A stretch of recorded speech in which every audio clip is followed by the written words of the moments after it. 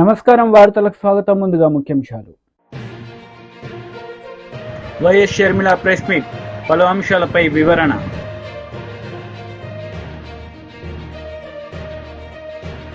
MP Raghunandan Rao press meet, CM Revanth Reddy పాలనపై fire. YS Sharmila Reddy press meet నిర్వహించారు. ఈ సందర్భంగా పలు అంశాలపై ఆమె మాట్లాడారు. కూటమి కలిపి చేసిన వాగ్దానాలు ఎన్నో ఉన్నాయి.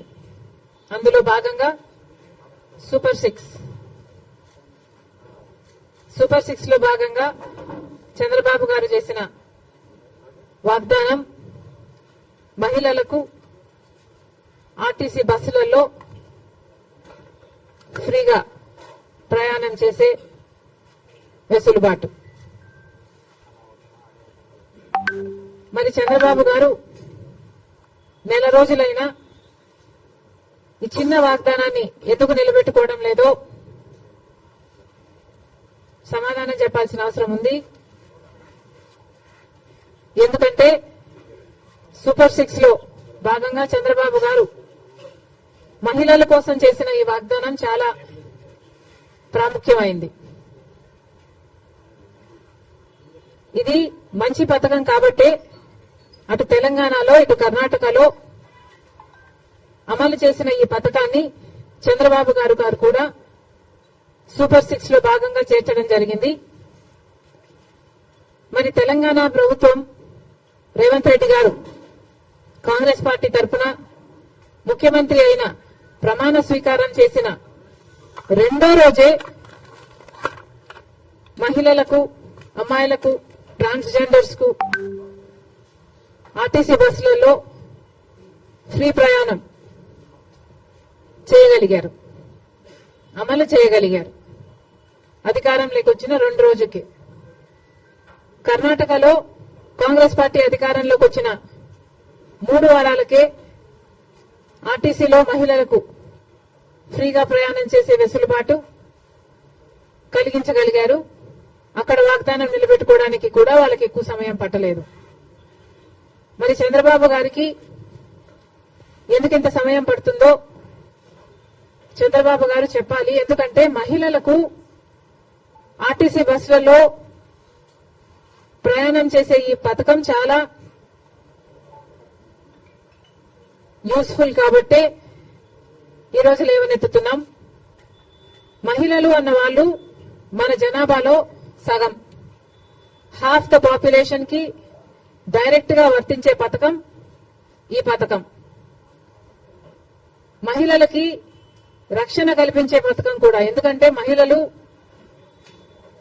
ఒక చోటు నుంచి ఇంకో చోటికి వెళ్ళాలి అంటే ఆర్టీసీ బస్సులో అయితే సేఫే కాకుండా ఈ పథకం ద్వారా ఫ్రీగా అయితే మహిళలు ఎక్కువ ఆర్టీసీ బస్సులలోనే ప్రయాణం చేసే అవకాశము వీలు ఉంటుంది. కాబట్టి వాళ్ళ పాపులేషన్ ఆర్టీసీ బస్సులో ఎక్కువ అయితే, సే ఫర్ ఎగ్జాంపుల్ ముందు భాగంలో మొత్తం మహిళలకని రిజర్వేషన్ ఉంది కాబట్టి మహిళలు ఎక్కువ భాగం అయితే, మోస్ట్ ఆఫ్ ద బస్ మహిళలు అయితే వాళ్లకు సెక్యూరిటీగా కూడా ఉంటుంది. కాబట్టి మహిళలకు పనికొచ్చే పథకం ఈ పథకం. మరి ఈ చిన్న పథకాన్ని అమలు చేయడానికి చంద్రబాబు గారికి ఇంత సమయం ఎందుకు పడుతుందో, దీంట్లో విధి విధానాలు ఏముంటాయో, పరిశీలించాల్సింది ఏముంటుందో మాకైతే అర్థం కావటం లేదు. ఎందుకంటే విధి విధానాలు దీంట్లో పరిశీలించి చేయాల్సింది ఏముంటుంది? మహిళలు అన్నాక మహిళలందరికీ వర్తిస్తుంది, ఆడపిల్లలందరికీ వర్తిస్తుంది. మరి దీంట్లో విధులు విధానాలు ఏముంటాయి? బస్సులోకి ఎక్కుతారు, వాళ్ళకు ఫ్రీగా ప్రయాణం చేసే వెసులుబాటు కలిగించాలి. ఇది ఇంత సింపుల్ పథకం కాబట్టే రేవంత్ రెడ్డి గారు రెండో రోజే దీన్ని అమలు చేయగలిగారు. ఏ పథకమైనా అమలు చేయడానికి చిత్తశుద్ధి ఉండాలి. రాజశేఖర రెడ్డి గారికి ఆ చిత్తశుద్ధి ఉంది కాబట్టే రాజశేఖర రెడ్డి గారు ఉచిత విద్యుత్తు అంత తొందరగా మొదటి సంతకంలోనే వాగ్దానం చేశారు. కాబట్టి విధి విధానాలు ఏమీ ఆలోచించకుండా మేనిఫెస్టోలో పెట్టిన అంశం కాబట్టి వెంటనే అమలు చేయడం కూడా జరిగింది. మరి అలాంటప్పుడు మహిళలకు ఇంతగా పనికొచ్చే ఈ పథకాన్ని చంద్రబాబు గారు ఇంత సమయం ఎందుకు పడుతుందో సమాధానం చెప్పాలి. ఇదే కాకుండా చంద్రబాబు గారి సూపర్ 6 లో మిగతా పథకాలకు కూడా చంద్రబాబు గారు వెంటనే అమలు చేయాలని డిమాండ్ చేస్తున్నాం. ఈరోజు కొత్తగా నిన్న చంద్రబాబు గారు ఇచ్చిన జియో ప్రకారము అమ్మకి వందనం అనే పథకం, అమ్మకి వందనం అనే పథకంలో చంద్రబాబు గారు వాగ్దానం చేసినప్పుడు ప్రతి తల్లికి ఎంతమంది బిడ్డలుంటే అంత.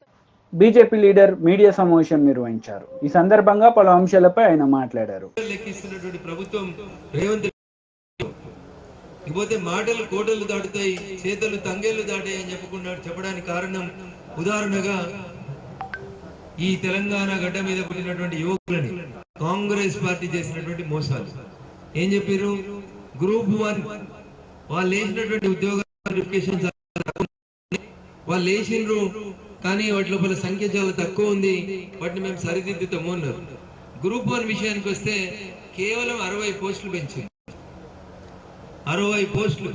టిఆర్ఎస్ పార్టీ వేసిన నోటిఫికేషన్ లో గ్రూప్ 1 కి అదనంగా 60 పోస్టులు, గ్రూప్ 2 2000 ఇస్తామని చెప్పి 1100, గ్రూప్ 3 దాదాపు 3000 ఇవ్వాలని చెప్పి సంఖ్య మర్చిపోయినటువంటి రేవంత్ రెడ్డి గారి ప్రభుత్వానికి భారతీయ జనతా పార్టీ యువ మోర్చా పక్షాన, రాష్ట్ర పక్షాన ఇప్పటికే మా నాయకులందరూ కూడా అనేక రకాలైనటువంటి కార్యక్రమాలను చేపట్టినారు.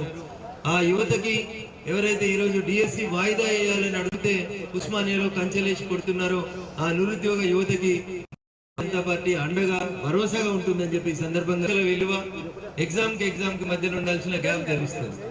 గుంపు మేస్త్రీలు రాష్ట్రాన్ని పరిపాలిస్తుంటే కిందున్న ఐఏఎస్ సరిగా చెప్తలేనట్టున్నారు పాపం. ఒక పరీక్షకి మధ్యన కనీసం 30 రోజులు గ్యాప్ టెట్ పెడతారు, ఒక 45 రోజులు గ్యాప్ ఇవ్వమని డిఎస్సి వాళ్ళు అడుగుతున్నారు. అది లేదు. టీచర్ల సంఖ్య పెంచండి, ఉద్యోగాల సంఖ్య, అది లేదు. ఒక పోలీస్ ఆయనని, ఒక రిటైర్డ్ పోలీస్ అధికారిని తెచ్చి టీఎస్పీఎస్సీ చైర్మన్ గా పెడితే ఆయన ఈ ఉద్యోగం కూడా డిసెంబర్ లో రిటైర్డ్ అవుతున్నట్టు పాపం. కాబట్టి నేను పోయేలాగా ఏదో చేసిన పాత ముఖ్యమంత్రికి పిచ్చి ఉంటుండే, అన్ని చంద్రశేఖరరావు చేసిండని శిలాపలకాలు పెట్టుకోవాలని. అట్లా ఈ టీఎస్పీఎస్సీ నేనే ఉద్యోగాలు ఇచ్చినా అని చెప్పుకోవాలని ఓ రిటైర్డ్ పోలీస్ అధికారికి వచ్చినటువంటి ఒక తప్పుడు ఆలోచన వల్ల ఒక ఎగ్జామ్ కి ఇంకొక ఎగ్జామ్ కి మధ్యన కనీసం 30 రోజులు గ్యాప్ ఇవ్వమని విద్యార్థులంతా అడుగుతా ఉంటే దాన్ని మాఫియా కింద, ఇన్స్టిట్యూట్స్ చేస్తున్న మాఫియా కింద, ప్రతిపక్షాలు పనిలే చేస్తున్నాయని మాట్లాడడం అనేది ఈ రాష్ట్ర ప్రభుత్వానికి, వారి పరిపాలనకి, అనుభవ రాహిత్యానికి దర్పణంగా చూడాలి.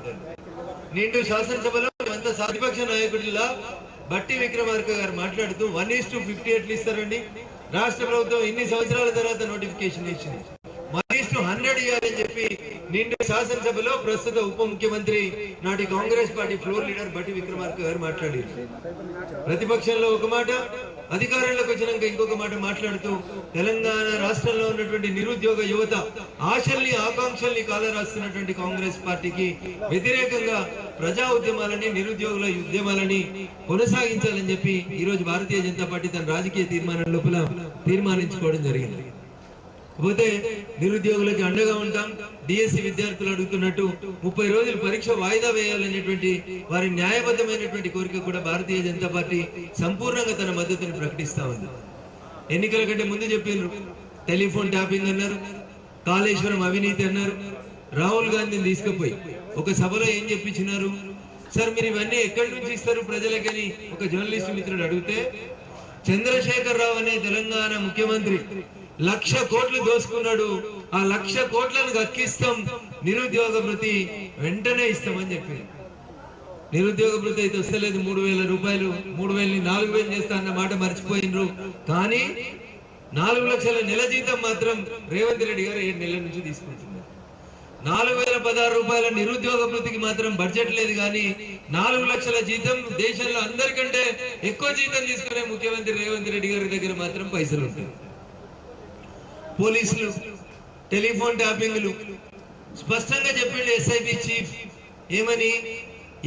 వైసీపీ లీడర్ పేర్నినాని మీడియా సమావేశం నిర్వహించారు. ఈ సందర్భంగా పలు అంశాలపై ఆయన మాట్లాడారు. ఒకటి అప్పుడు జరిగిన సంఘటనలంట ఇప్పుడు ఎఫ్ఐఆర్లు కట్టి విచారణ చేస్తారంట 3 ఏళ్ల తర్వాత 4 ఏళ్ల తర్వాత. ఇదేనా ఎర్రబుక్లో రాసుకున్నాయి ఈ దొంగ కేసులన్నీ. అది ఆయన అమరావతి అందరికీ చెప్పాడు. అమరావతి నిర్మాణమే మన ప్రధాన ధ్యేయం లక్ష్యం అయ్యని చెప్పి మాట్లాడిన ఆయన ఎప్పుడు పూర్తి చేస్తాడో తెలియదు, ఎప్పుడు కడతాడో తెలియదు, ఏం కడతాడో తెలియదు. సరే పోన్లే. పోలవరం వెళ్ళారు చంద్రబాబు నాయుడు గారు. పోలవరం నాశనం చేసిందేమో ఆయన. అంటే ఉద్దేశపూర్వకంగా నాశనం చేసి ఉండకపోవచ్చు. ఆత్రం 2016లో మొదలుపెట్టి మొత్తం సినిమాల్లో చూపించినట్టుగా మంత్రదండం ఇట్లా అనగానే మొత్తం డ్యామ్ నిర్మాణం చేసేట్టుగా పోలవరం డ్యామ్ని వాస్తవంగా డ్యామ్ వేసుకున్నదేమో డ్యామ్ ట్రాన్స్ట్రాయల్డేమో టెండర్ వేస్తే వాళ్ళ దగ్గర నుంచి ఒక కొత్త జివో తీసుకొచ్చి దాన్ని ఆయనకి నచ్చిన వాళ్ళకి వర్కులన్నీ కూడా పంపకం చేశాడు. సరే నచ్చిన వాళ్ళకి చేసుకున్నా ఇబ్బంది ఏముంది. కానీ గ్రామాలు ఖాళీ చేయించకుండా, గ్రామాలకి నష్టపరిహారం ఇవ్వకుండా, గ్రామస్తులు ఏ గ్రామాలైతే ఖాళీ చేస్తున్నారో ఆ ఖాళీ చేసే గ్రామాలకి ప్రత్యామ్నాయంగా ఇళ్లు నిర్మాణం చేయకుండా, ఊళ్ళు ఖాళీ చేయకుండా కాఫర్ డ్యాం ఎలా నిర్మాణం చేస్తారు? కాఫర్ డ్యాం నిర్మాణం చేస్తే ఏమవుతుంది? ఊళ్ళు మునిగిపోతాయి కదా. పోనీ డైవర్షన్ ఛానల్ ఇచ్చారా? స్పిల్వే అవ్వలేదు, డైవర్షన్ ఛానల్ ఇవ్వలేదు. ఇవ్వకుండానే సైమల్టేనియస్ గా upper coffer dam, diaphragm wall, lower coffer dam, spillway మొత్తం అన్ని ఒకేసారి మొదలుపెట్టి ఊళ్ళు ఖాళీ చేయకుండా కొంత దూరం కాఫర్ డ్యామ్ కట్టిన తర్వాత వాళ్ళకి అర్థమైనట్టుంది. ఎవడో ఇంజనీర్ చెప్పాడు, sir coffer dam upper coffer dam మూసేస్తే మొత్తం ఊళ్ళు మునిగిపోతాయండి, మరి నది వెళ్దు కదా అంటే, అయితే మధ్యలో బొక్క వదిలేయండి. ఆ మధ్యలో కాఫర్ డ్యామ్ పూర్తి చేయకుండా ఆపేయటం వల్ల ఏమవుద్ది? వాటర్ దిగదని వెలాసిటీ, హై వెలాసిటీతో కట్టినటువంటి డయాఫ్రామ్ వాల్ మొత్తం కొట్టుకుపోయింది. ఎంత రోజు కొట్టుకుపోయిందో తెలియదు. కొత్తది నిర్మాణం చేయాలంటే 800 నుంచి 1200 కోట్లు అవుద్దని జగన్మోహన్ రెడ్డి గారు ఉన్నప్పుడే అంచనాకు రావడం జరిగింది. ఆ డబ్బులు ఎవరు ఇవ్వాలి? కేంద్రం ఇవ్వాలి.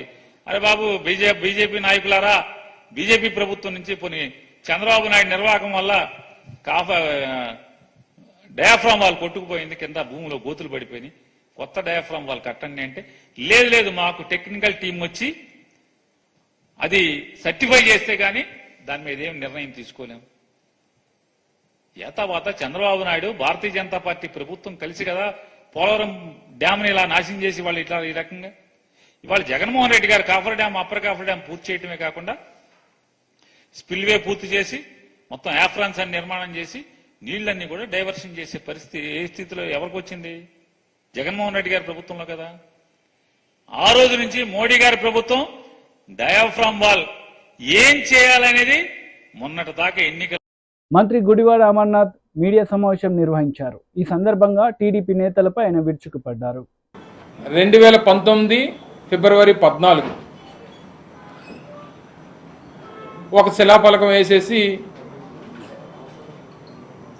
అప్పుడు కూడా ప్రజల్ని మభ్యపెట్టేటువంటి ప్రయత్నం చేశారు. సరే, తర్వాత ప్రజలు ఏ రకంగా నిర్ణయం తీసుకున్నారో మనం చూసాం. ఇప్పటికి కూడా ఆయన చేసినటువంటి కార్యక్రమంగానే దాన్ని చిత్రీకరించడం అనేటువంటిది చాలా ఆశ్చర్యానికి గురి చేస్తుంది. ఎందుకంటే గత సంవత్సరం మే 3వ తారీఖున అనుకుంటా భోగాపురం ఇంటర్నేషనల్ ఎయిర్పోర్ట్కి సంబంధించి ఆ రోజు ముఖ్యమంత్రిగా ఉన్నటువంటి జగన్మోహన్ రెడ్డి గారు దానికి సంబంధించినటువంటి I&I మినిస్టర్గా ఉన్నటువంటి నేను కానీ, లేదా కేంద్ర మంత్రివర్యులుగా ఉన్నటువంటి పెద్దలు జ్యోతిరాదిత్య సింధియా గారు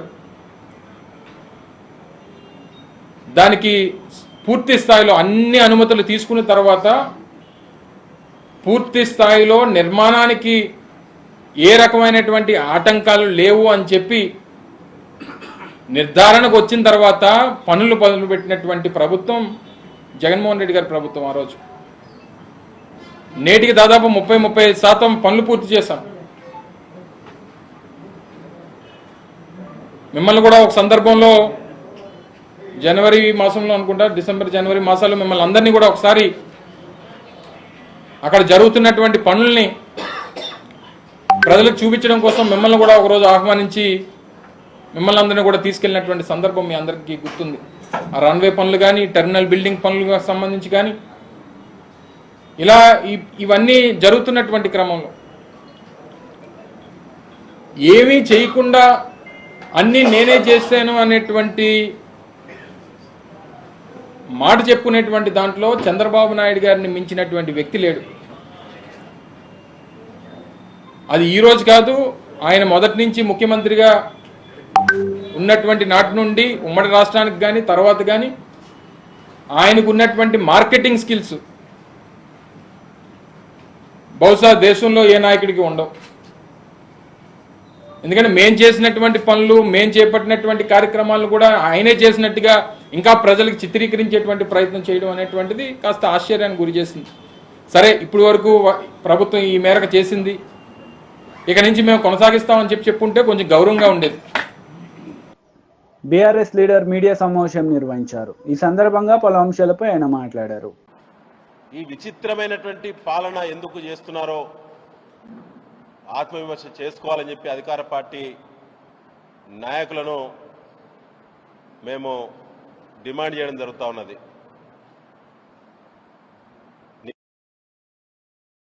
నిన్న నుంచి గత 2-3 నెలల క్రింది వరకు జరిగినటువంటి ఘటనలు ఒకసారి సమీక్షిస్తే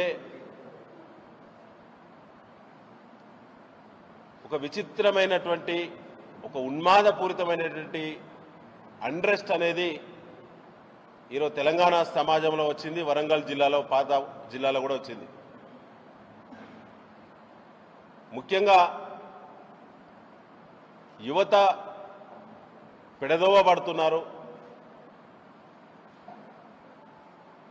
నిన్న జరిగినటువంటి ఘటన చూస్తే ఒక గిరిజన కుటుంబం, చంద్రరావుపేట మండలం పదార్చింతల్ తండాలో ఉన్నటువంటి గిరిజన కుటుంబం తల్లిదండ్రులు హత్యగావించబడ్డారు. వారి కూతురు, వారి కుమారుడు హత్యాయత్నానికి గురైంది. అంతకంటే ముందు కూడా చాలా ఘటనలు జరిగినాయి నర్సంపేట ప్రాంతంలో కానీ, వరంగల్ పూర్వ జిల్లాలో కానీ. పోలీసు ఉన్నతాధికారులు స్పందించాల్సినంత స్థాయిలో స్పందన లేదు. ఇంత తీవ్రమైన ఘటనలు జరిగినప్పుడు కూడా తీసుకోవాల్సినటువంటి పోలీస్ చర్యలు ఆ స్థాయిలో ఉండటం లేదు. దీనివల్ల నేరపూరిత ఆలోచనలు పెరిగే ప్రమాదం ఉన్నది. ఇది సమాజానికి మంచిది కాదు. పోలీస్ అధికారులను అందరిని అనటం లేదు, కానీ ఎవరెవరి ప్రాంతంలో లా అండ్ ఆర్డర్ ఫెయిల్ అయిందో సమీక్ష చేయాల్సినటువంటి బాధ్యులు హోంమంత్రి గారు. ఇలా హోంమంత్రి లేకపోవడం దురదృష్టకరం తెలంగాణ రాష్ట్రానికి. ఇంత పెద్ద law and order issue maintain చేయాల్సినటువంటి ప్రత్యేకమైన మంత్రి గారు ఉండాలి. అది సీఎం గారి దగ్గర, రేవంత్ రెడ్డి గారి దగ్గర శాఖ ఉన్నది. ఇలా రేవంత్ రెడ్డి గారు బాధ్యత వహించాల్సిన అవసరం ఉన్నది. మేము బీఆర్ఎస్ పార్టీ డిమాండ్ చేస్తా ఉన్నాం. 16వ తేదీన సెక్రటరియట్లో సీఎం గారు రివ్యూ ఉన్నట్టు వార్తలు వచ్చినాయి. అధికారిక ప్రకటన ఇంతకుముందే వచ్చింది. 16వ తేదీ జిల్లా కలెక్టర్లు, సిపిలు, ఎస్పీలతో నిర్వహించేటువంటి సీఎం గారి సమీక్షలో ఇప్పటి వరకు లా అండ్ ఆర్డర్కు సంబంధించినటువంటి అంశాలు, ఎంత తీవ్రమైనటువంటి నేరాలు ఈ రాష్ట్రంలో జరిగినాయో, ముఖ్యంగా పూర్వపు వరంగల్ జిల్లాలో జరిగినాయో ప్రత్యేకమైన సమీక్ష చేయాలని చెప్పి బీఆర్ఎస్ పార్టీ డిమాండ్ చేస్తా ఉంది. ఎందుకంటే సాధారణ మహిళలకు రక్షణ లేదు, సాదాసీదా కుటుంబాలకి రక్షణ లేదు, సామాన్యమైనటువంటి ప్రశాంత జీవనానికి ఇలా భంగం కలుగుతున్న తెలంగాణ ప్రాంతంలో అని చెప్పి మేము ప్రభుత్వ దృష్టికి తీసుకురావడం జరుగుతూ ఉన్నది. అసలు ఈ జిల్లాలో 2 మంత్రులు, కొండా సురేఖ గారు, సీతక్క గారు, 2 మంత్రులు ఉన్నారు. ఈ జిల్లాలో వారికి 10 నుంచి 11 శాసనసభ్యులు కూడా ఇటీవల తయారయ్యారు. ఆ 10 మంది శాసనసభ్యులు వాళ్ళ ప్రవర్తన ఒక తీరుంటే ఈ 11వ నంబర్ అయినటువంటి కడియం శ్రీహరి గారి ప్రవర్తన మరోలా ఉన్నది. ఇవాళ అధికార పార్టీ శాసనసభ్యులుగా చెలామనేటువంటి వారు ఎవరైతే ఉన్నారో మీ నియోజకవర్గాల ప్రజల యొక్క సమస్యల పట్ల మీకు చిత్తశుద్ధి ఉందా? ప్రజల బాగోగుల పట్ల, వాళ్ళ ప్రశాంత జీవనం పట్ల, వారికి రక్షణ కల్పించేటువంటి బాధ్యత పట్ల, పల్లెలకు, గ్రామాలకు, పట్టణాలకు సంబంధించిన మౌలిక వసతుల పట్ల అసలు మీకు అవగాహన ఉందా అని చెప్పి నేను అడగదలుచుకున్నాను. ఈ జిల్లా అభివృద్ధికి సంబంధించి ఒక విజన్ అంటూ లేదు. ఉమ్మడి వరంగల్ జిల్లాకు అసలు తెలంగాణ ప్రభుత్వ పాలన వరంగల్ ఉమ్మడి జిల్లాలో ఉందా లేదా అనే పరిస్థితి వల్ల చర్చ జరుగుతూ ఉన్నది. బీఆర్ఎస్ ప్రభుత్వం ఉన్నప్పుడు, మేమందరం శాసనసభ్యులు ఉన్నప్పుడు, కేసీఆర్ గారి ప్రభుత్వంలో ఉమ్మడి వరంగల్ జిల్లాలోని 12 అసెంబ్లీ నియోజకవర్గాలకు 1600 కోట్ల రూపాయల సీసీ రోడ్లు కానీ, బీటీ రోడ్లు కానీ, బ్రిడ్జిలు కానీ, చెక్ డ్యాంలు కానీ. వార్తలు ముగించే ముందు ముఖ్యాంశాలు మరోసారి. వైఎస్ షర్మిల ప్రెస్ మీట్, పలు అంశాలపై వివరణ.